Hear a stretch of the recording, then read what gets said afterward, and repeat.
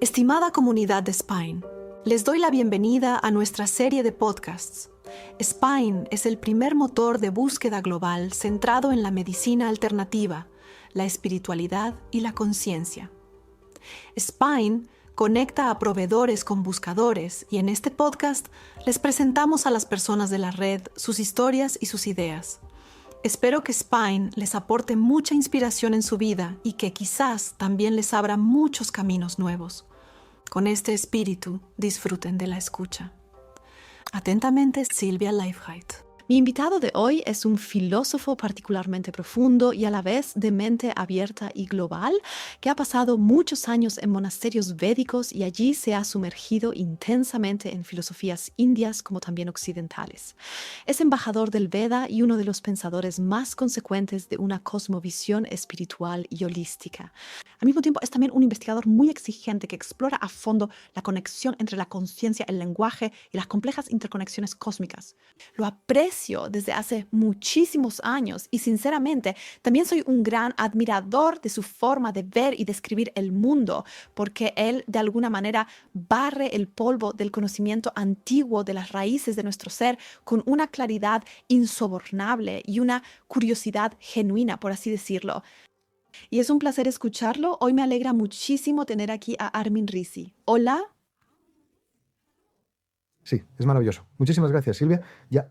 Me alegra que saliera bien. Pues ya nos conocemos acabamos de recordar que hace ya 13 años, cuando estábamos en Next World, incluso llegamos a conocernos en persona para una entrevista y ahora mira, nuestros caminos se vuelven a encontrar de esta manera. 13 años después, ¿cómo ha cambiado? ¿Cuánto ha cambiado todo? Me gustaría mucho, aunque en aquel entonces tuvimos una conversación maravillosa, pero no todos vieron esa charla. Me gustaría, de todos modos, presentar un poco mejor a Armin, a la gente de nuestra comunidad. Por eso, permítenos retroceder un poco en tu historia, que es sin duda muy, muy emocionante.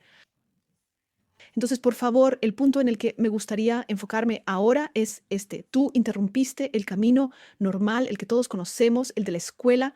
¿Cuáles fueron tus verdaderas motivaciones? ¿Qué fue lo que realmente te impulsó a tomar esta dirección, a seguir este camino de esa manera?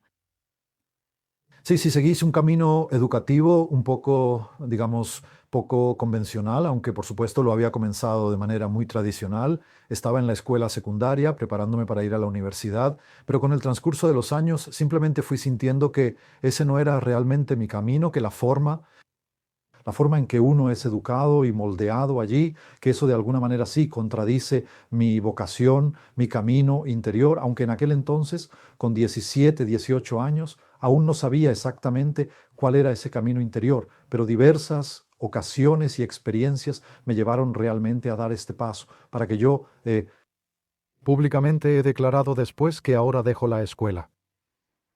Sí, no sabía qué iba a pasar. Solo sabía que tenía que dar ese paso. Y entonces, de alguna manera, al dar ese paso, de repente se abrió una puerta completamente nueva que probablemente me habría perdido si no hubiera dado ese paso de antemano con mucha, sí, confianza. Fue precisamente en ese periodo, en esa etapa de desprendimiento y búsqueda, cuando tuve la oportunidad de adentrarme en el conocimiento védico, en la rica tradición india y en sus ancestrales escrituras sánscritas, y así, de forma casi inmediata, prácticamente de un día para otro, me transformé en un novicio, en un monje dedicado a Krishna, y de esa forma viví mi vida durante 18 largos años. Bueno, pues ese es naturalmente el aspecto más distintivo de mi biografía personal, que pasé 18 años de mi vida como monje, desde los 18 hasta los 36. Pero se necesita una cierta energía especial, digamos, ser realmente valiente para salir de ahí a esa edad tan joven. ¿Tuviste apoyo o estabas completamente solo? Estaba naturalmente, casi diría, completamente solo. No podía hablar con nadie de eso. En la escuela, sin lugar a dudas, esto era considerado como una completa locura o algo bastante extraño. Después todos dijeron, ahora todo está claro, se fue a una secta. Luego lo encasillaron y el mundo volvió a cuadrarles, pero yo ya estaba fuera en ese sentido. Mis padres me apoyaron en el sentido de que me entendieron y me cubrieron las espaldas.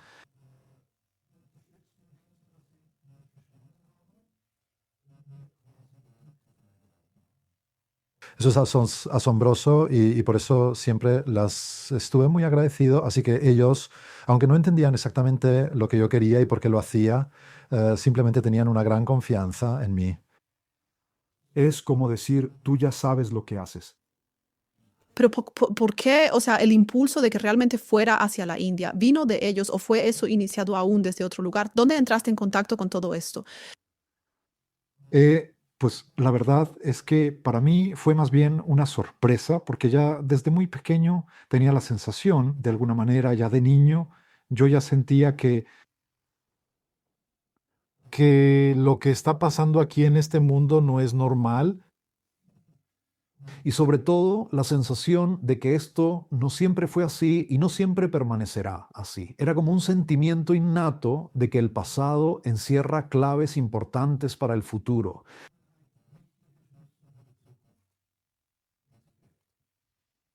Cuando era niño leía mucho, era un niño solitario, pero no sufrí por eso, me alegraba que me dejaran en paz.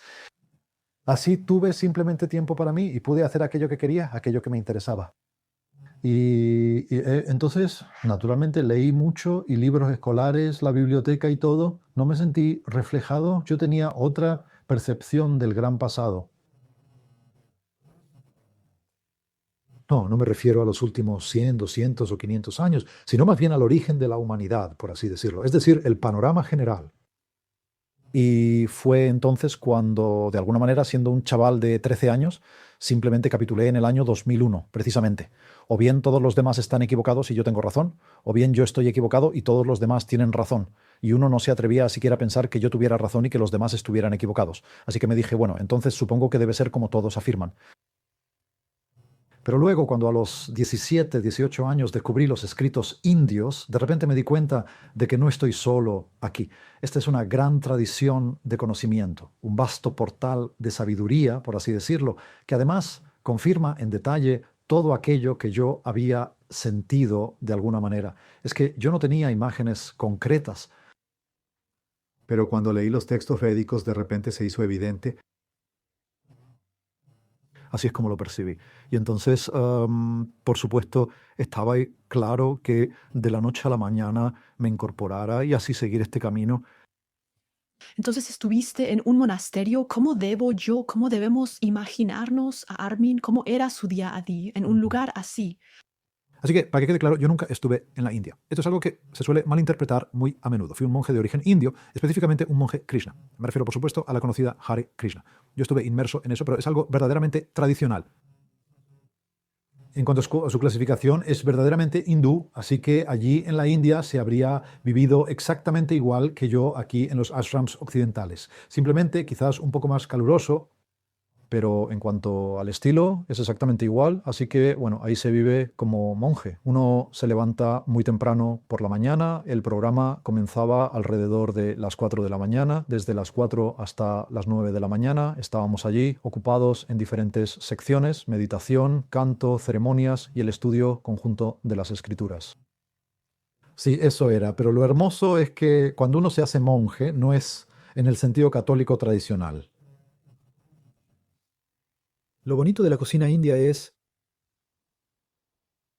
cuando uno se hace monje, se convierte en un monje estudiante o en un monje novicio. Y en ese momento, cada uno decide por sí mismo cuánto tiempo quiere llevar una vida así. Se vive como los monjes, es decir, con celibato, los votos, y todo lo que eso implica. Pero uno sabe, tanto hombres como mujeres saben que esta es una elección personal y consciente y por lo tanto no existe esa presión psicológica. No tengo que decidirme ahora, después de 2 o 3 años de noviciado y de una fase de introducción, para luego hacer los votos para el resto de mi vida. Únete a la comunidad y vive tu vida. Y los votos finales, los que son definitivos, esos llegarían mucho más tarde. Así que la condena de prisión de por vida es de paso, llega o llegaría o viene mucho más tarde. Y la mayoría no lo hace. Yo, por ejemplo, evidentemente tampoco se hizo. 18 años, eso ya era bastante superior a la media. La verdad es que muy pocos se quedan tanto tiempo. Así que tampoco fue un problema cuando decidí seguir mi propio camino. Hablando de seguir tu propio camino, ¿cuándo empezaste a sentir que tu propio camino se estaba formando tal como es ahora? O dicho de otra manera, ¿cómo continuó todo? ¿Cuál fue el impulso que te llevó de este tipo de vida a la siguiente etapa, a la escritura, a dejar un legado de mensajes? Sí, es que es como una escuela. Lo he sentido como una escuela. pues en un internado estábamos las 24 horas del día, pero esto era en un sentido realmente muy positivo. Y precisamente las puertas siempre estaban abiertas y uno siempre podía irse. Durante un tiempo incluso me dio pena irme, ya que llevaba tanto tiempo allí y de alguna manera era una lástima marcharme. Pero de alguna manera luego lo tuve claro porque me había sumergido profundamente en esos textos sánscritos. Es una forma de pensar completamente diferente la que tienen las personas allí. No es esa forma lógica y bien articulada de expresarse, sino que es más bien mítica. Los temas se abordan de manera espiral, desde múltiples perspectivas, pero no de forma estructurada, como primero, segundo, tercero y luego detallado. Se transmite una cosmovisión, una visión del mundo integral, también con imágenes míticas, historias míticas. Y mi gran preocupación era traducir este conocimiento mítico de forma lógica para que nos resulte comprensible, porque muchas cosas no se explican, muchas se dan por sentadas, porque es obvio, pero para nosotros, la gente de hoy, no es tan evidente. Y por eso simplemente hice un trabajo de base que para mí mismo, claro, cuando estás.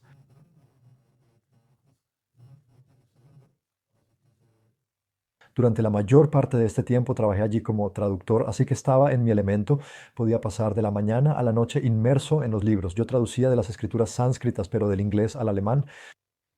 No soy un erudito en sánscrito, claro, algo del sánscrito se me queda, pero no estudié el idioma sánscrito. Esa también habría sido una opción, pero me decidí por la traducción y me concentré en que fueran textos sánscritos que ya estaban en inglés, traducidos del inglés al alemán. Y entonces, precisamente, colaboré en la traducción del inglés al alemán. Y ahí tuve la oportunidad, por supuesto, de dedicarme a tiempo completo para sumergirme de lleno, para leerlo sistemáticamente, cada libro varias veces. Porque cuando uno lo ha revisado un par de veces, siempre lo lee de una manera diferente. Y así fue como con el transcurso de los años la situación se fue desarrollando, que yo empecé a explicarlo de esa forma también a nivel interno a la gente. Y eso tengo que decir, fue muy bien recibido por todos. Y a partir de ahí, por supuesto, también empezaron a aparecer los primeros. ¿Cómo lo diría? Hay varias solicitudes al respecto. ¿No te gustaría ponerlo por escrito? Nos gustaría mucho poder leerlo de esa manera. Y entonces me encontraron con la puerta abierta de par en par cuando se me planteó esta pregunta, porque ya me la había hecho a mí mismo en privado. Y entonces empecé a formularlo y a desarrollarlo. Y así fue como surgieron mis primeros libros de no ficción. Actualmente puedo decir que acabo de celebrar mi 30º aniversario como autor de libros de no ficción. Octubre de 2000, octubre de 1995, mi primer libro de no ficción fue publicado y ahora, justo 30 años después. Sí, El lenguaje es entonces algo con lo que muy, muy rápido empezaste a tener otra perspectiva sobre todas estas cosas, este conocimiento y a utilizar las energías y demás. ¿Se ha transformado eso en ti con el tiempo? ¿Ha habido algo que se haya desarrollado, que se haya transformado en la manera en que te relacionabas con el lenguaje al principio de estos estudios y en cómo lo haces en la actualidad? Naturalmente depende. El lenguaje es un vehículo para la información. Así pues, este es simplemente el aspecto funcional de la lengua. En este ámbito, la información es formulada, elaborada y luego transmitida. Pero la lengua posee también un aspecto energético y por consiguiente también aquel que conecta las distintas dimensiones, un aspecto. Para mí la verdad es que la literatura y la poesía fueron un gran punto de partida. Yo cuando me rendí a los 13 años, relativamente pronto de alguna manera, capitulé ante esa abrumadora superioridad. O sea, eh, y ahí también yo, porque había leído muchísimo sobre historia mundial, desde la Segunda Guerra Mundial hasta la historia estadounidense, especialmente la guerra contra los pueblos indígenas, cómo les arrebataron sus tierras y todo eso. Eso me conmovió y me afectó profundamente de alguna manera. Y así, a los 13 años, yo también dije, ahora soy ateo. Sí, con la premisa de que es preferible no tener ningún Dios que tener uno de esa clase. No era el ateísmo fundamentalista, sino más bien una forma de ateísmo basada en ideales, un ateísmo de principios. Sí, es preferible no tener Dios que tener uno así. Pero solo unos pocos años después, 2, 3, o sea, unos 3 años más tarde, fue cuando en la escuela, o mejor dicho, en la escuela secundaria, en la clase de alemán, llegamos a estudiar la época del clasicismo y allí sobre todo a Schiller, a Friedrich Schiller y a Friedrich Hölderlin. Para mí, ellos fueron como dos, o cómo podría decirlo, ¿no? Como señales, como llamadas de atención. Cuando leí eso, en mí despertó de nuevo el idealismo y ya no capitulé. Volví a salir de mi cueva. En esos años, todo mi tiempo libre, que antes dedicaba a leer muchos libros, lo dediqué a leer libros de ajedrez. Me formé de manera autodidacta en el ajedrez, practicando y mejorando por mi cuenta, y logré ascender a las categorías más altas, incluso en las ligas juveniles europeas. Pero cuando cumplí los 18 años, no, a los 17 ya lo dejé de nuevo. Fue a los 17 ya me había retirado, pero porque ahí, claro, despertó una pasión y un amor muy distintos. El ajedrez siempre fue un amor-odio, en cierto modo. Así que... es decir, sí. Pasados los 16 y 2 años después ya me había hecho monje, es decir, me convertí en novicio. Y en ese tiempo leí muchísimo, muchísimo, y claro, se me abrió una dimensión totalmente distinta. Cuando uno se adentra en los mundos de pensamiento, sí, de lo que les pasaba a estas personas, no eran simplemente poetas, ellos no escribieron para atormentar a los estudiantes 200 años después, no escribieron para la clase de alemán, o se les trata hoy como en un museo, un cajón aquí, otro allá, pero ellos tenían visiones, eran revolucionarios intelectuales. Y no querían nada. En realidad querían, como dijo Friedrich Hölderlin, muy consecuentemente, ya de joven, él había dicho: creo en una futura revolución de las actitudes y las formas de pensar que hará que todo lo anterior se avergüence de vergüenza. Cuando llegue esta revolución de las mentalidades y de las formas de concebir, como escribió Friedrich Hölderlin, todo lo que hemos hecho hasta ahora nos hará sonrojar de vergüenza. Nos avergonzaremos de haber actuado en nombre de Dios y de la ciencia, que hemos creído en contenido tan polarizador y tan unilateral. Nos avergonzaremos y creo que estamos en el mejor camino para que esto se aclare poco a poco. Sí, la pregunta sobre si piensas que su deseo se ha cumplido, en realidad quería plantearla más adelante, pero ahora mismo encaja bastante bien. ¿Cuál es tu deseo ahora? El deseo de Hölderlin, lo que él mismo ha formulado. La verdad es que eso no está en mis manos. Sí, pero ¿qué opinas tú desde tu perspectiva? ¿Es algo que ya ha sucedido o todavía no? Para mí, personalmente, sí. Sí, claro. Para mí, sí. Yo viví en cámara rápida esta evolución occidental, la escuela y todo. Vi lo que se cree allí y eso, de hecho, me llevó a una resignación a corto plazo, porque de alguna manera las imágenes internas y lo que percibía intuitivamente no eran, se presentó como algo falso. Tienes una perspectiva completamente equivocada de cómo funciona el mundo. Pero luego, con la ayuda de las enseñanzas védicas y la conexión, en esencia, de las diversas culturas espirituales y corrientes de conocimiento, pude, a mi parecer, alcanzar para mí una verdadera revolución en las mentalidades y en las formas de concebir el mundo. Y eso no es algo completamente novedoso y descabellado, sino que es lo atemporal, es el saber ancestral de la humanidad. Y cuando la humanidad se desvía de esa forma hacia los extremos, ya sea en nombre de Dios o en nombre de la ciencia, es decir, el materialismo, entonces lo atemporal vuelve a ser revolucionario, pero en realidad siempre ha estado ahí. Se puede decir que estas personas, como por ejemplo Hölderlin, Schiller y compañía, son por lo tanto bastante espirituales. ¿Eran espirituales y manifestaron esa espiritualidad a través de su poesía? Sí, claro, cada uno a su manera, ¿verdad? Schiller el realista, Hölderlin el visionario, Goethe el idealista realista. Cada uno tiene su propia justificación. Quiero decir, si uno lo piensa, Goethe tenía razón. No fue tan rápido como Hölderlin y Schiller esperaban, así que Goethe era realista. Él lo había entendido muy bien y lo había visto. Ahí Mefistófeles se va a extender un poco más al principio. Así que aún más amplio, ya era muy extendido en aquel entonces, pero tendrá una influencia aún mucho mayor. Goethe lo expuso en Fausto de una manera muy asombrosa. ¿Cómo funciona? Así, cada uno de nuevo a su manera. Pero precisamente lo artístico tuve la tarea, la profesión de poeta. Ahora me refiero a lo idealista, como idealismo, una corriente filosófica, no simplemente idealista igual a ingenuo. Yo creo en los ideales, así que esa es la palabra usualmente usada de lo idealista. Pero idealismo significa espíritu sobre materia. Primero es la idea, primero es lo espiritual, y de lo espiritual es de donde surge y se manifiesta la materia. Así, en el proceso de conocimiento, pero también desde una perspectiva creacionista, existieron primero los mundos sutiles, lo que es superior, los mundos de las ideas, tal como los describió Platón. Sin embargo, la palabra idea en ese contexto es algo completamente distinto a lo que entendemos por la palabra idea en la actualidad. ¿Tenéis alguna idea al respecto? Se me ocurrió una idea, simplemente así que en la mayoría de las ocasiones se trata de un constructo mental que se describe como una idea, pero la palabra platónica idea significa lo que es visto, lo contemplado. La palabra idea en griego tiene la misma raíz que la palabra sánscrita Veda.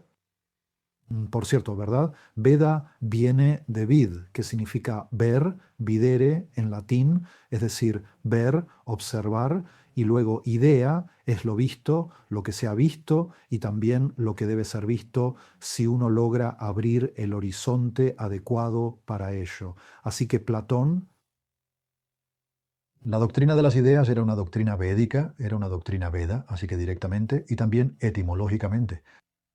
Y el idealismo significa comprender que todo lo que se manifiesta en el mundo material tiene su origen en el ámbito espiritual, y el artista y el mundo de la música.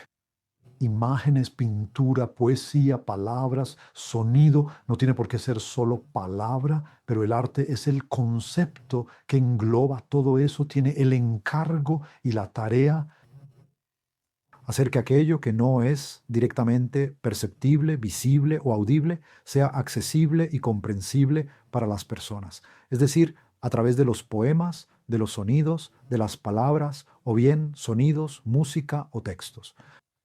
Se hace visible lo invisible y se le abre un camino al ser humano. Esa es también la legitimación del poeta o del artista. Un artista no es un parásito. Un artista tiene una tarea crucial, justo esta conexión de mundos. Él es, en última instancia, una especie de medium. Estoy totalmente de acuerdo contigo y siempre he sido un gran defensor de que al final muchos artistas son de hecho muy espirituales sin que lo nombren directamente como tal.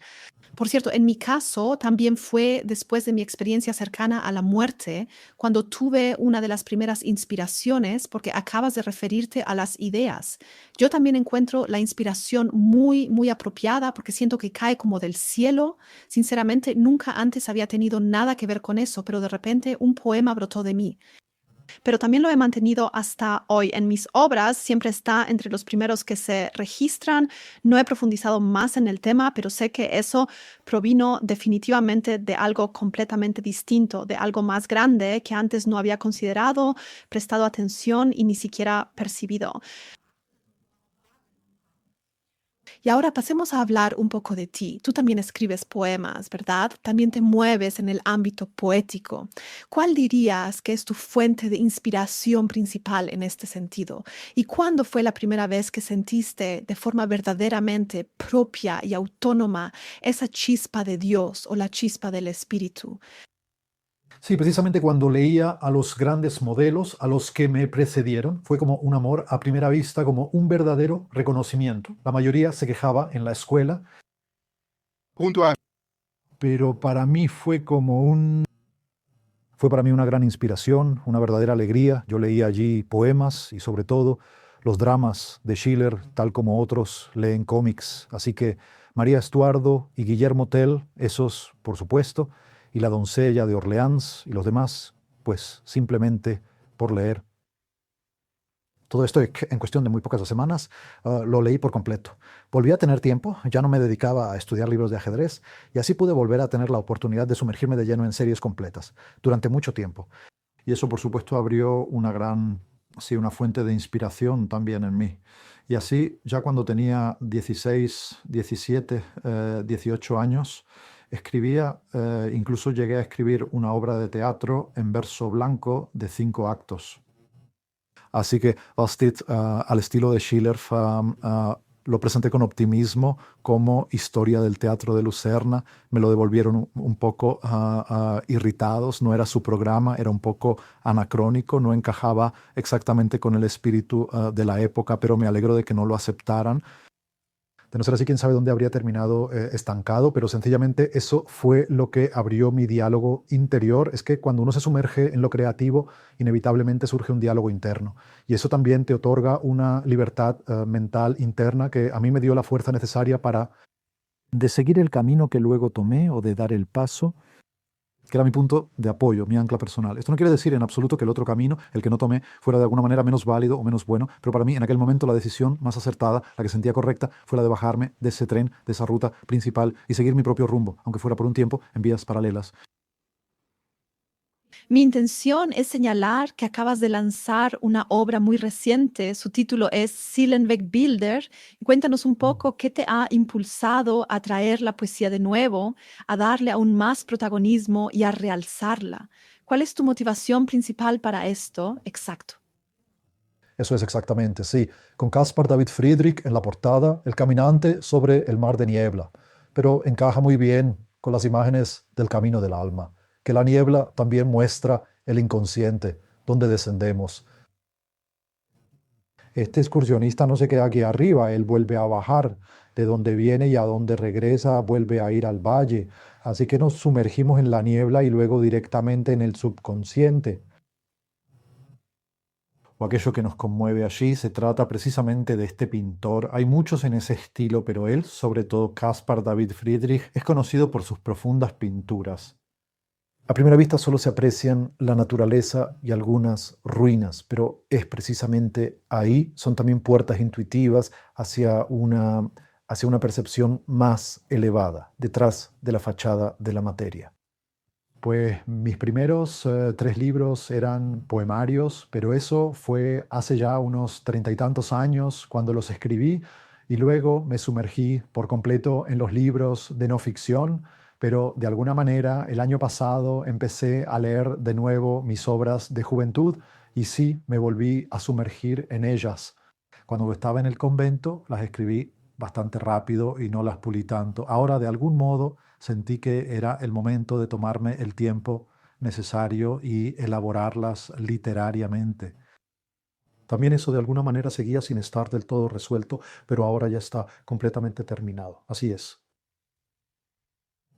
Lo digo simplemente una visión personal o un sentimiento personal de que si se formula literaria o artísticamente o si se presenta en una forma artística, eso es también un primer paso hacia la materialización. Entonces ya ha llegado correctamente al campo morfogenético y desde allí puede seguir irradiando y otros a su vez reciben la inspiración y continúan donde otros se detuvieron. Así es como se transmite de generación en generación. Al fin y al cabo, este tipo de formaciones de palabras tienden a tender puentes hacia el mundo sutil. Tú eres también un gran defensor de la idea de que esto posee una auténtica fuerza metafísica. Estas palabras, por cómo están formadas y por el ritmo en que se articulan. ¿Has tenido ya alguna experiencia propia en meditaciones, quizás con el lenguaje? Con seguridad me imagino ahora, si has tenido contacto con la India y con los Vedas indios, ¿cómo es eso?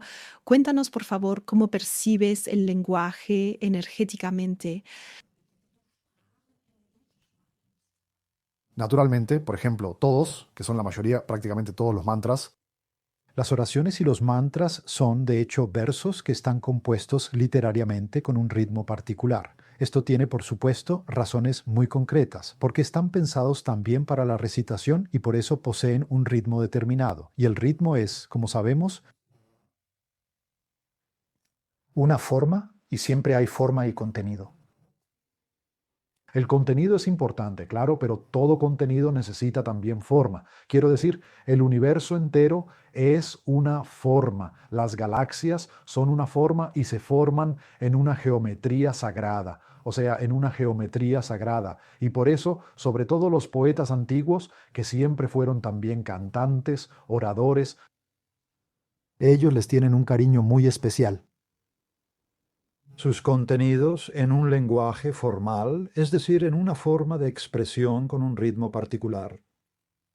Porque al someterse el ser humano de forma voluntaria, por así decirlo, a una determinada forma, reconoce y con ello también manifiesta que la orden divina, esa orden divina que ya está presente, que subyace a todo el cosmos, a toda la creación, a todo lo que existe. Él expresa que como humanos debemos armonizar con ese orden divino y el artista, por supuesto, lo manifiesta. Claro, el arte moderno es hoy justo lo contrario, donde uno, de alguna manera, quizás incluso por frustración o por resignación, dice, eso no ha servido para nada. Hicieron hace 200, 300 años todo este arte y no sirvió de nada, y así. Ahora uno se vuelve existencialista o expresionista, yendo al extremo opuesto y el arte debe representar lo feo porque al final todo es feo y así, y al final todo muere y calaveras y así, pero luego se hace ese tipo de arte. Hoy en día este es ampliamente promovido y el otro no tanto porque ese es el espíritu de la época, pero claro, es algo que se puede volver a entender. ¿Sí? Si uno lo considera solo desde ese punto de vista. Pero precisamente el arte y el lenguaje poseen este significado tan simbólico, esa simbología, esa capacidad de simbolizar la expresión del el contenido en una forma adecuada. Y precisamente el orden divino, el contenido espiritualmente edificante, donde las personas se conectan con la fuente y luego se sienten fortalecidas y recordadas de su propia vocación, eso sería, por supuesto, la interpretación primordial del arte. Pero estamos de acuerdo en que el lenguaje, al final, a través de las palabras, es decir, a través del lenguaje hablado, realmente adquiere un movimiento completamente diferente, una energía completamente diferente que si solo lo lees, ¿verdad? Sí, claro. Lo que significa que en realidad tendrías que leer los Silent Bilder y también tus otras obras poéticas propias, quizás una vez más, para que adquieran una fuerza diferente.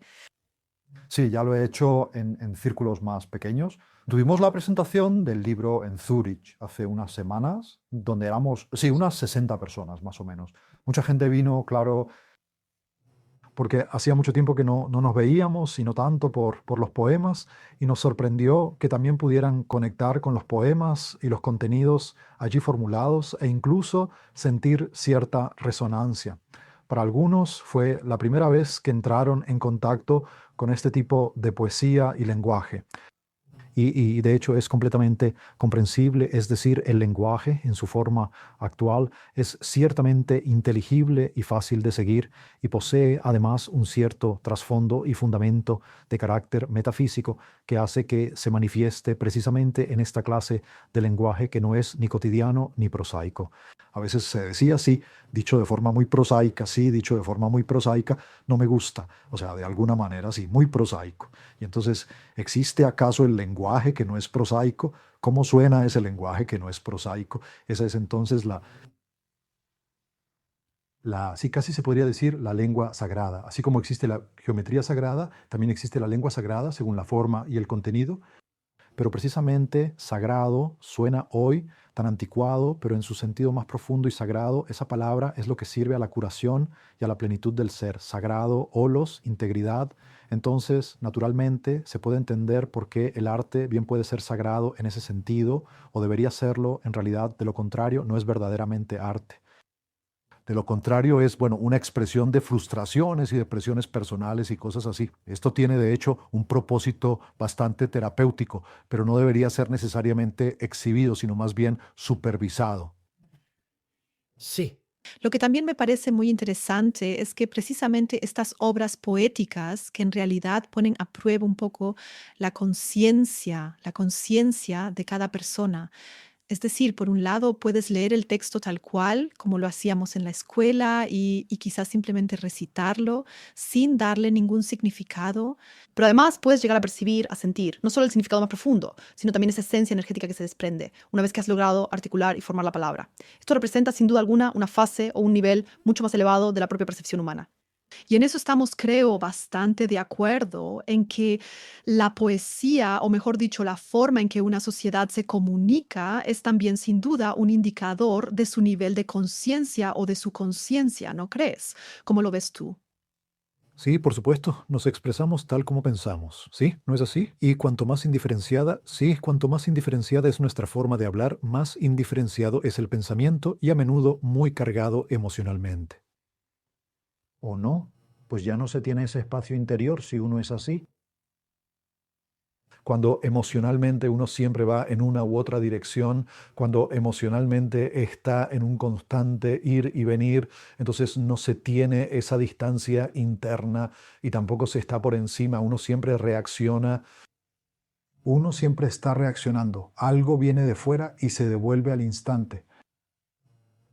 Uno lo ve hoy en día en la política, en la economía y en todas partes, como la falta de cultura en la conversación se ha vuelto tan evidente, ¿verdad? Cada uno quiere hablar por sí mismo, nadie se detiene a escuchar, todos se interrumpen constantemente. Quizás esto suene un poco negativo, tal vez he estado viendo los peores ejemplos en YouTube, pero uno tiene la impresión de que esto es ya casi más la regla que la excepción. Y muchos dicen, cuando uno ve en la televisión entrevistas de 30, 40 años de antigüedad y en YouTube siempre se dice, increíble qué tipo de conversaciones se tenían entonces. El uno escucha al otro. Estos son pues entrevistas, Max Frisch o Friedrich Dürrenmatt o Heinrich Böll y así, o simplemente ya diferentes, que no sean tan donde el reportero hace preguntas críticas, deja hablar al otro, repregunta y así, ¿no? Y no, era simplemente si a todos les salta a la vista que en aquel entonces había otro, sí, disculpa, hay que decir otro nivel. Si miro hacia atrás ahora, tú las has estudiado, sabemos que los celtas eran muy sabios y todavía hay muchos, muchos otros ejemplos en el pasado. ¿Es realmente así que la humanidad avanza en el sentido de que eleva su conciencia, su percepción? ¿Cómo lo ves tú desde tu perspectiva? Es cíclico y siempre es una cuestión de los criterios que se apliquen. Hoy tenemos la gran ventaja. eh, que estemos tan adentrados en la materia que no solo percibamos las cosas intuitiva y clarividentemente, es decir, no solo míticamente, sino que también podamos formularlas lógicamente. Porque estas son como dos pilares, porque hemos visto que antes simplemente no era necesario. Antes no hacía falta ponerlo en palabras, era algo que se daba por sentado. Se dice que uno se siente como pez en el agua. No hay que explicarle al pez qué es el agua, eso al H2O, eso al pez le da relativamente igual, él simplemente está en el agua. Pero si ya no está en el agua, entonces sí, eso es todo, ahí termina el ejemplo. Pero para nosotros, para la gente de hoy, que hemos perdido esta percepción tan integral, esta visión holística, esto es lo que sucede a menudo cuando el mito y el logos se encuentran completamente separados. Y esto, precisamente esto, es lo que caracteriza a nuestra época actual. El mito se transforma en mera superstición y el logos, por su parte, se convierte en un intelectualismo desprovisto de alma. Hoy podemos formular de manera lógica lo mítico, o mejor dicho, lo espiritual, esa visión espiritual holística. Y, oh sorpresa, si nos adentramos en ello, descubrimos que lo espiritual es, en realidad, lo más lógico que existe. Cuando nos ponemos a escuchar explicaciones materialistas, no resultan lógicas en absoluto, ¿verdad? Realmente es una gran creencia. Hoy hay científicos que dicen, ya no puedo ser materialista, me falta la fe para eso. Y así, pues, esto es en realidad lo más lógico y sin lo espiritual nada tiene sentido de verdad, ni siquiera la propia vida. Es por eso que es tan importante. Vemos que la psicoterapia y todo lo relacionado tiene un estatus de alta cultura. ¿Debido a qué? Porque precisamente la depresión, la falta de sentido, el agotamiento y todo eso no son más que síntomas, verdaderos gritos de auxilio de nuestra propia alma. Pero la ventaja hoy es que podemos formularlo correctamente y ahí no tenemos que empezar de cero. Podemos recurrir a lo que nuestros antepasados ya reconocieron y no tenemos que retroceder en el tiempo, volver a la edad de piedra, aunque eso también sería un buen ejercicio. Pero lo que no se busca ahora es eso, sino que simplemente vivamos lo mejor de antaño y lo mejor de la actualidad. El conocimiento más antiguo, los descubrimientos más recientes. Ese es el gran desafío y también la gran oportunidad de los tiempos actuales.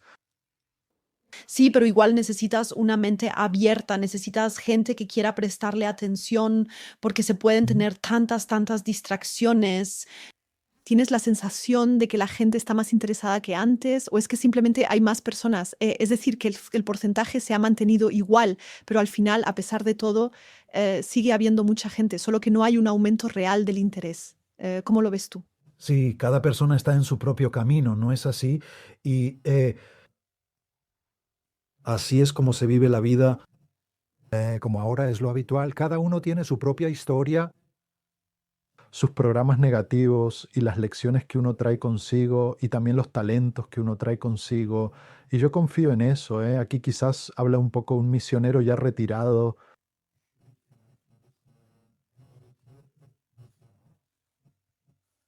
Yo fui misionero, sí, durante mis años de monje, pero con el tiempo simplemente he llegado a comprender que uno debe, sin duda, confiar en el camino espiritual de las personas. Sí, eso seguro. Cada persona está en su propio recorrido y tiene su... Acompañamiento espiritual. Y la guía espiritual se encuentra siempre disponible, es decir, está presente en todo momento. Y cada vez que la persona está abierta, así llegan los impulsos, la sincronicidad, y por eso se dice, el que pide se le dará, el que llama se le abrirá. Esto es, por supuesto, sobre todo espiritual. Me refiero, y cada persona tiene sus fases donde uno simplemente está abierto a lo nuevo o de alguna manera duda de un camino establecido. Y ahí está siempre el mundo espiritual. Eso fue hace 50, 100, 200, 100 años, 5000, 10.000 años. Y gracias a Dios hoy también es así, porque como bien se dice, la vida siempre ocurre en el ahora. Sí. Y eso, ojalá, de forma consciente. Y si no es el caso, pues ya se hará, ya se irá desarrollando. Por supuesto que sí. Claro. Exactamente, cada persona está en su propio camino y nosotros, por nuestra parte, lo mejor que podemos hacer es simplemente ser un modelo a seguir. Al seguir nuestro propio camino, pueden, los demás lo ven y si es relevante para ellos, puede ser para ellos una inspiración, un impulso para su propio camino y si no, recibirán impulsos de otro lugar. ¿De dónde sacaste esta confianza fundamental? Porque eso es algo que acabas de contar. Lo confirmo por completo, pero no todos nacen con esa confianza innata o con esa profunda fe en el cosmos y sus procesos. ¿Siempre la tuviste? Si lo tengo siempre, si lo tengo de verdad ahora mismo siempre, cuando yo... A veces en YouTube me pongo a ver determinadas cosas, ya sea sobre temas de política y cosas por el estilo, de la política del día a día y todo eso. Entonces, mi esposa me comenta, no siempre. Pero cuando he visto eso, ella lo percibe en mi aura y me pregunta, ¿qué es lo que has estado viendo otra vez? Entonces, en ese momento, yo también me siento emocionalmente alterado de nuevo y experimento una sensación de miedo o una profunda indignación por tanto, no sé qué. Eso no le aporta nada a nadie y mucho menos a los demás. Pero, en otras palabras, se puede ver entonces en el aura o pause, pero al menos en la teoría vale la pena, sí, vale la pena entenderlo. Y si la teoría es correcta, entonces también hay una esperanza real de que en la práctica, también sea así. Entonces parto de la teoría y del ideal y trato de ajustarme a ellos una y otra vez o de reajustarme constantemente si me alejo de eso. Entonces, Creo que es parte de la condición humana que uno no siempre se sienta con una seguridad absoluta y completamente firme en esa confianza. Sí, es que precisamente cuando uno se pone a ver ciertas cosas, la verdad es que resulta bastante fuerte todo lo que está ocurriendo. Y eso, por supuesto, no nos deja para nada indiferentes. Somos parte de este mundo, somos tanto parte como no parte, pero en el sentido en que somos parte, eso no nos deja indiferentes y tenemos, por supuesto, ciertos ideales y concepciones, y cuando estos son tan profundamente heridos o violados, nos vuelve a conmover y entonces uno debe reorientarse. Permítanme compartirles muy brevemente una pequeña anécdota o secreto de mi experiencia personal. Una vez por mí mismo, durante mi meditación o quizás en el transcurso de una experiencia meditativa muy profunda e intensa, tuve la oportunidad de experimentar verdaderamente cómo Yo, cómo he dado forma a la energía en mí y esta a través de la palabra, que de mí, de mi mente, de mi intelecto, es finalmente solo el medio de una energía. La transmisión de la energía que se ha moldeado a través de mí como un recipiente se ha convertido en una palabra. Y he sentido esta palabra de verdad como un ser vivo, o sea, una energía, ¿cómo decirlo? No un cúmulo, sino más bien un campo de energía que se ha formado y emanado de mí. Y estaba lleno y enriquecido con la intención, no solo con la información, sino también con la intención profunda con la que yo he imbuido esta palabra. ¿Has tenido experiencias similares alguna vez? Porque eso fue para mí realmente muy importante en mi vida, entender de verdad el significado de las palabras. Yo sentí lo que eso verdaderamente significa. No son solo palabras, son verdaderos campos de energía que nosotros creamos. Cada uno tiene sus propias experiencias místicas muy personales, tal como lo describes. De esa forma yo no lo viví. Pero claro que sí. Cada uno tiene sus propias iniciaciones internas en el camino, donde iniciación no significa más que se abre una puerta y es la iniciación. Es decir, uno inicia algo, iniciar es un comienzo, el comienzo de algo nuevo, ya sea una visión de una vida anterior o impulsos o en momentos muy específicos, mensajes internos, donde supe con total claridad que eso no venía de mí, porque esas palabras me conmovieron de una manera que por mis propias fuerzas jamás habría podido conseguir, naturalmente en el momento justo en que uno más lo necesita. Algo está llegando por aquí, donde uno simplemente tiene la certeza de que eso no provino únicamente de la esfera mental, donde la mente no deja de parloteo constante. Eso suele costar más energía de la que da. Pause. Así que no venía de ahí, no era de ese lugar. Pause, y ahí uno simplemente siente y se dice que existe el camino masculino, el camino femenino, es decir, los hemisferios cerebrales, el mito y el logos. Así que, y el hemisferio cerebral derecho. La parte más intuitiva. Eso es bastante sencillo. Logos significa mucho más. ¿Qué puedo hacer por mi propia fuerza? Ahí es donde uno mismo debe ser activo. Y femenino significa que si me permito no imponer, si soy receptiva, si me pongo en modo de recepción, es decir, no estar siempre solo transmitiendo, sino que si me abro a recibir, entonces, oh sorpresa, entonces uno encuentra algo. O si el universo fuera simplemente un espacio vacío, sin nada más, y no un cosmos multidimensional. Sería una tontería si no transmitiéramos, pero, oh maravilla, los hallazgos más importantes de este mundo, incluso para los inventores, siempre llegaron por la vía femenina. Precisamente estos científicos se devanan los sesos y no encuentran la solución. Entonces, déjenlos ir a la bañera o a caminar, y en algún momento, cuando no lo esperen, una idea, una aportación, una ocurrencia, un destello de inspiración, y entonces comprenden perfectamente cómo deben llevarlo a cabo. Pero no fue en absoluto un proceso puramente intelectual. En ese preciso instante fue simplemente como una descarga de información. Y esto puede manifestarse de diversas maneras en diferentes aspectos de la vida. No somos, al fin y al cabo, nada más que los recipientes de aquello único que busca su propia expresión. Pues el sol radiante, los muchos rayos que provienen de un solo sol, o mira tu propio fondo, exactamente frente a ti, todos son rayos de ese mismo sol, del mismo origen primordial. Y depende de nuestra actitud y de la forma en que concebimos las cosas, cuán claramente permitimos que esta luz originalmente pura brille a través de nosotros. Pero teóricamente, es decir, de forma fundamental y potencial, cada persona tiene la misma capacidad de permitir que esta luz brille a través de sí misma. Eso lo has dicho bien. Ya sea con palabras o de cualquier otra forma. Sí, exactamente. En última instancia, la fuerza de la fuente se forma y se materializa sobre nosotros y lo hace sobre todo de forma muy, muy hermosa y puede hacerlo también muy intensamente a través del lenguaje. Bueno, esa es una de las posibilidades. Sí, estamos hablando. No tiene por qué ser siempre tan grandilocuente o tan despectivo, no tiene por qué ser siempre tan artístico, sino también con palabras muy sencillas. Por ejemplo, las palabras que me dijiste en algunos momentos clave de mi vida. Eran palabras muy sencillas, frases sencillas. que para cualquier otra persona habrían sido banales. Pero para mí en aquel instante era justo lo que necesitaba con la energía precisa, lo que me ayudó a Crear una curva y luego poder transmitirla a otros. Eso es algo completamente individual. Pero somos nosotros quienes plantamos las semillas o vienen estas de algún otro sitio. Eso es algo que todavía me intriga. ¿Cómo lo ves tú? ¿Cómo lo interpretas? ¿Realmente damos a luz o solo expresamos? Debemos ser al menos receptivos. Pero ¿por qué el físico, que siempre está con la física, de repente obtiene la fórmula y no yo? Sí, porque evidentemente él es quien prepara el terreno.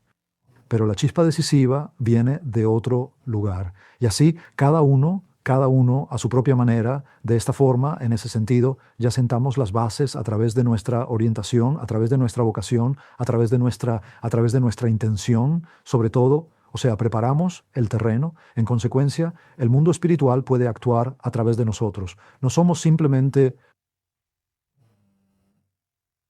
marionetas o solo robots de inteligencia artificial. De una manera espiritual son seres independientes, como Jesús dice, yo y el Padre somos uno. Él no dijo, yo soy el Padre. Eso serían ciertas doctrinas cristianas. Yo soy Dios. No, yo y el Padre somos uno. Justo ahora no es el Padre y por eso es uno y él mismo lo dice. Si ahora solo una nota de la Biblia dice, Jesús ora entonces él mismo en el discursos de despedida. En el Evangelio de Juan se describe esto, donde él ora, yo me voy ahora, ustedes se quedan. Y yo oro para que las personas que están aquí sean uno contigo, así como yo soy uno. Así que yo y el Padre seamos uno no es un privilegio exclusivo y elitista de Jesús. Jesús oró para que todos nosotros también lo reconozcamos. Exacto. En ese sentido, somos co-creadores y no solo rayos teledirigidos, porque si lo pensamos, cada rayo es también, ¿cómo se dice?, holográfica y monádicamente una unidad propia.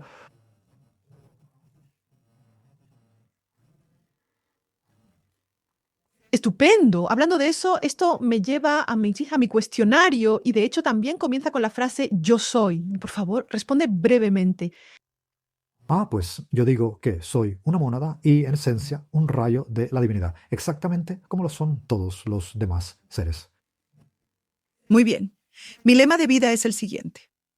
Mi lema de vida, sí, tengo uno muy, muy concreto y definido. Se trata de un resumen conciso de la Bhagavad Gita que, expresado en frases sumamente sencillas, significa lo siguiente: que hagamos todo lo que esté a nuestro alcance y que demos siempre lo mejor de nosotros mismos, y esa es precisamente nuestra verdadera perfección personal. Y puede que lo mejor que demos no sea del todo perfecto, pero afortunadamente ese no es el único criterio. Oh, vaya. Él no lo leyó de un papel ahora. No.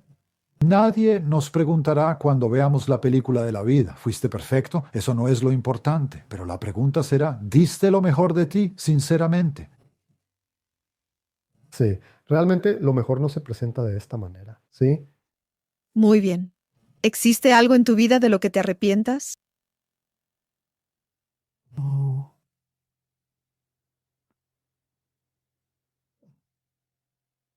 Sí, pues en realidad es un pequeño poemita que escribí hace algún tiempo.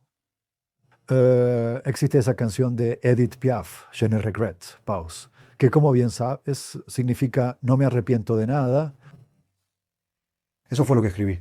No lamento absolutamente nada, pero sí me arrepiento de verdad. Sí, todos aquellos errores que uno ha cometido. Ningún error está predestinado de antemano. El karma no predestina las acciones, sino únicamente las situaciones. Y en ciertas circunstancias yo simplemente actué. Cosas hechas, cosas dichas que después lamenté y que también como pude las arreglé de nuevo o tuve que dejarlas ir según el caso. Así que sí, ciertamente hay cosas que se podrían haber hecho mejor y si uno las conoce y aprende de ellas. Sí, era parte de todo el camino, de verdad. Y sí. Siguiente pregunta, el momento más conmovedor de tu vida. Sé que seguramente has tenido muchos, pero elige solo uno, por favor. Cuando me casé. ¿Te refieres al monje? Sí, exacto. Me refiero al ex monje. Qué bonito. Lo has expresado muy bien y esto nos lleva directamente a lo siguiente. ¿Qué es el amor para ti? El amor es la conexión con la fuente, ahí donde somos dos y sin embargo uno. Eso es místico con Dios, pero esto también podemos experimentarlo de forma fractal en todos los niveles, incluso en las relaciones interpersonales, ya sean matrimoniales, de pareja o entre personas. En realidad, todo debería estar impulsado por el amor. Y si antes he citado a Jesús del mismo contexto, él dice, estad unidos entre vosotros por el amor. Por esto la gente lo reconocerá. En esto la gente reconocerá que sois mis seguidores.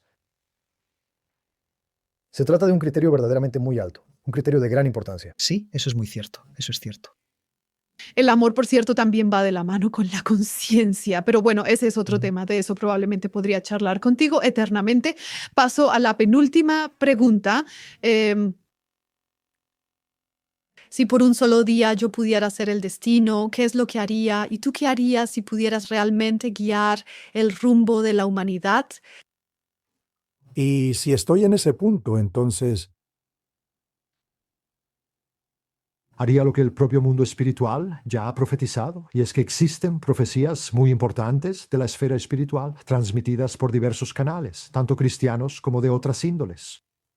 Que sea un punto de inflexión trascendental o un momento crucial para la colectividad, que se produzca una profunda introspección del alma, que las personas, por así decirlo, reciban la reproducción completa de la película de su vida sin necesidad de morir, que puedan observarla directamente. Desde una perspectiva mucho más elevada, lo que está bien y mal y lo que hay que corregir. Y eso sería un gran cambio. Y si me dejaran de verdad, simplemente pondría esta película del alma porque después de todo está profetizado. Esto no es mi capricho personal ahora, ¿no? Esa es su idea, ¿verdad? Ahí yo diría, está bien, adelante, háganlo, porque necesitamos ayuda, necesitamos apoyo, y eso nos haría realmente mucho bien si también pudiéramos ver, aunque sea por un momento, la película de la vida de otros. Sobre todo, y esto es importante, aquellos que se dedican a tanto, sí, al tráfico de personas y a cosas por el estilo, al tráfico de personas, al tráfico de armas, al tráfico de drogas, que literalmente pasan por encima de miles y miles de cadáveres. Y sí, si alguna vez vieran su propia película y la verdadera oportunidad, no tendrían ya ninguna excusa para ver. Entonces, colectivamente, el curso de la humanidad tomaría un rumbo diferente y la Madre Tierra también estaría feliz de que sus hijos animales y sus hijos plantas fueran tratados de otra manera por los seres humanos y de que sus hijos humanos se relacionaran entre sí con amor nuevamente. Y el amor no es aburrido y solo... El amor no es simplemente un país de jauja donde uno no evoluciona. Esas son las pruebas más difíciles y elevadas. Pero de eso se trata y A eso se reduce. Esta es sin duda una de las respuestas más hermosas a esta pregunta y esto me conduce directamente a la última pregunta. Espero que el golpeteo de fondo no se escuche demasiado fuerte aquí. Mis últimas palabras para la comunidad de la columna vertebral, es decir, para nuestra querida comunidad, ¿hay algo en particular que te gustaría transmitir a todas estas personas, a nuestros oyentes y también a los espectadores que nos acompañan aquí en todo el mundo, desde tu perspectiva, desde tu valiosa labor y desde tu propia experiencia de vida? sí, en realidad es justo lo que ya habíamos mencionado. No hay secretos ocultos ni verdades detrás de las verdades, sino que es muy simple. Siempre es la misma historia. Nosotros somos parte de la totalidad, parte de la fuente original de todo, y que realmente contribuimos a que la luz pueda irradiar y brillar en este mundo. Por esa razón hemos venido aquí, y eso es lo más gratificante y lo más hermoso que existe. Y de esa forma somos también independientes de lo que ocurre en el exterior, porque la luz siempre podemos hacerla brillar a través de nuestro interior. Esta es también una respuesta maravillosa y es de verdad mi sentir más profundo y mi gran motivación por lo que me esfuerzo en poner tanto amor, tanta fuerza, tiempo y energía en la conexión de personas tan valiosas como Armin, con ustedes, las personas que buscan ahí fuera, para que todos crezcamos aún más juntos y como comunidad seamos aún más visibles. Porque no somos tan pocos, pero aún así cada uno sigue mirando por sus propios intereses. Y yo te estoy, Armin, muy, muy agradecido de que estés con nosotros y de que nos apoyes y por eso mismo te haces accesible a la gente cuando tienen preguntas. Tus respuestas las encuentran en tus libros, contigo mismo, en tus conferencias y demás. Sí, muchas gracias. Y hace poco vi tu nueva entrevista con Thomas Schmelzer en Mística TV. Se la recomiendo a todos. Gracias, también me siento muy inspirado. Tuve la sensación y pensé que a veces uno cree que está un poco solo en este mundo, pero entonces me dije, hay gente como Silvia Lifehide y otros por ahí, wow, ¿no? Realmente están sucediendo cosas en diferentes niveles. Y es precisamente ahí donde solo puedo decir que espiritualmente estamos todos conectados y juntos podemos mover algo también en lo externo, al ritmo de las muchas leyes, donde ahora entran en juego muchos factores, pero juntos podemos mover algo también en lo externo. Sobre todo juntos, por eso valoro tanto que nos apoyemos los unos a los otros. Ahí hay de verdad una clave muy, muy importante. Gracias por estar aquí, gracias por participar, gracias por esta gran entrevista. Podría hablar con Armin por siempre, tengo muchísimas otras preguntas, pero quizás lo hagamos en otra ocasión. Por el momento, eso es todo. En algún momento nos volveremos a encontrar o quizás haya una continuación. Y muchísimas gracias por esta plataforma, por la plataforma Spine Spiritual Network. Sí, muchas gracias. Gracias por habernos escuchado y gracias por habernos visto a todos. Adiós. Muchas gracias por participar y te invito cordialmente a unirte a nuestra red Spine. Spine es el primer gran motor de búsqueda del mundo para terapeutas holísticos, pero también una comunidad en constante crecimiento de personas con ideas afines en temas de conciencia, espiritualidad y crecimiento espiritual. Me encantaría que te unieras, es gratis. Gracias, con cariño, Silvia Lifehide.